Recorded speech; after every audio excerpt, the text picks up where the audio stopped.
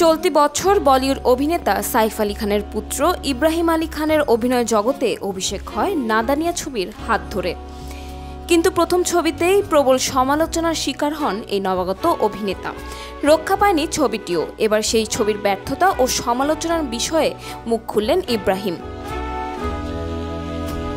সম্প্রতি এক সাক্ষাৎকারে তিনি স্বীকার করেছেন যে তার অভিনীত প্রথম ছবি নাদানিয়া সত্যি খারাপ ছবি ছিল, কিন্তু একই সঙ্গে তিনি সমালোচকদের প্রতি এক বিশেষ বার্তাও দিয়েছেন, যা উঠে এসেছে ভারতীয় গণমাধ্যমের প্রতিবেদনে।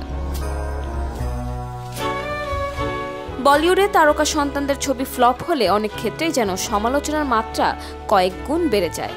ইব্রাহিমের ক্ষেত্রেও তাই। নাদানিয়া ছবিতে তার অভিনয় অভিব্যক্তি নিয়ে সামাজিক যোগাযোগ মাধ্যমে ব্যাপক সমালোচনা ও ট্রলিংয়ের শিকার হতে হয়েছিল তাকে।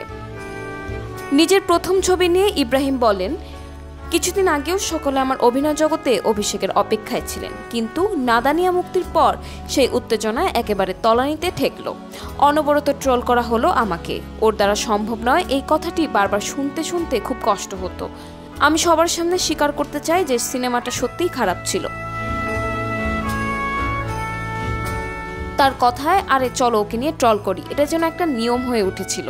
কিছু মানুষ তো অন্য কেউ ট্রল করছে বলে তাতে যোগ দিয়েছিলেন, কিন্তু নিজেরা হয়তো সিনেমাটাই দেখেননি। এটা অপ্রত্যাশিত। ইব্রাহিম আরও বলেন, ভবিষ্যতে আমি যদি ব্লকবাস্টার ছবি উপহার দিই, তাহলেও একই পরিমাণ উন্মাদনা চাই আমি।